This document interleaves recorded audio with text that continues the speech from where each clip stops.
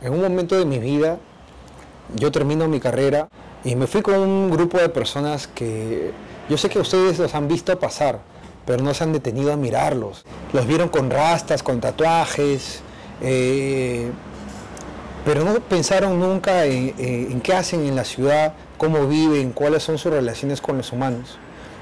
Entonces, increíblemente, a mí la vida me tocó de una manera como para abandonar todo lo que yo había construido en mi vida en el sistema y seguir e irme con ellos, ¿no?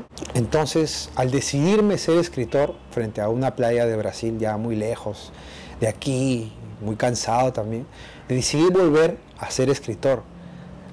Pero también fui a por un sueño, ¿no?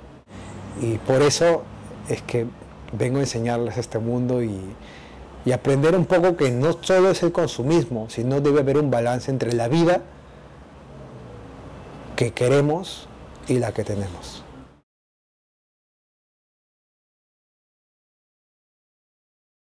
Todo lo que leí, cuando viajaba leí poco, pero todo lo que leí, había leído, yo me crié, estuve interno en un colegio mucho tiempo.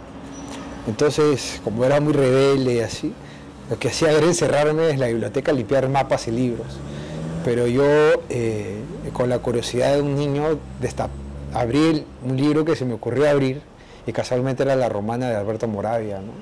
Y La Romana no es un libro para un niño de 8 años, es un libro fuerte.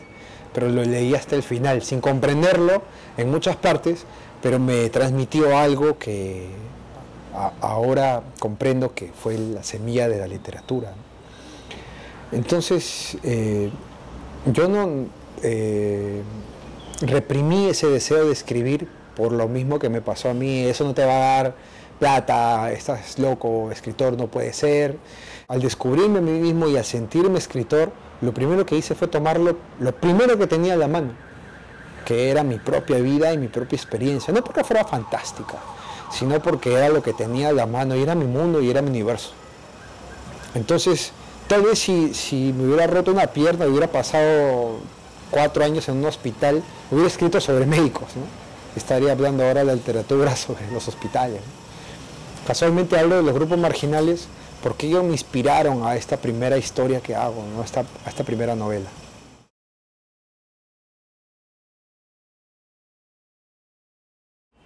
Yo tomo el malabarista a partir de la concepción que hace Pedro Almodóvar de sus films, ¿no? El malabarista yo lo hice bisexual, drogadicto, lo hice un buen amigo, una buena persona. Los valores de la amistad están ahí, pero está teñido de la vida de la calle, ¿no? Y mi tema siempre es los destinos cambiados. Entonces yo mismo no me voy a marginar porque yo hice el malabarista de una forma universal, ¿no? Hice un personaje universal, por eso está retratado en 5 países y narra una visión de lo que es.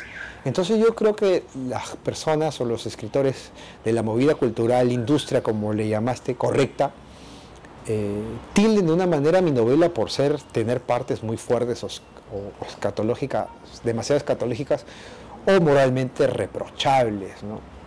Porque la realidad de mi personaje lo ameritaba. Y además porque en el momento en que le escribo lejos de cualquier... yo no estaba enterado ni de la industria, ni del plan lector, ni absolutamente nada. Yo lo hago desde un punto de vista sin ninguna clase de contaminación ni ninguna clase de recomendación.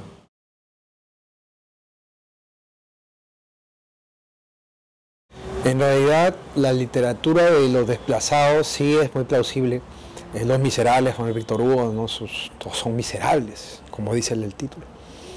O el mundo de las pandillas, o el mundo de los muchachos que, en Los Inocentes, por ejemplo, es un mundo de un barrunto, Lima. Pero en realidad son marginales porque la vida, la sociedad los tiñe de eso, pero no lo son. Sus experiencias con el amor, con el sexo, con la muerte, con la vida, con las sorpresas, la tristeza y la alegría son las mismas que nosotros experimentamos. De ninguna manera es marginal porque es la vida misma. Simplemente viven en otro plano donde la gente los señala porque no viven como nosotros consideramos o la sociedad considera que debe ser la manera correcta de vivir. El valor de lo que tiene su experiencia o del valor del libro no tiene nada que ver con lo que ellos hacen, ¿no? Simplemente está con la historia que uno está contando.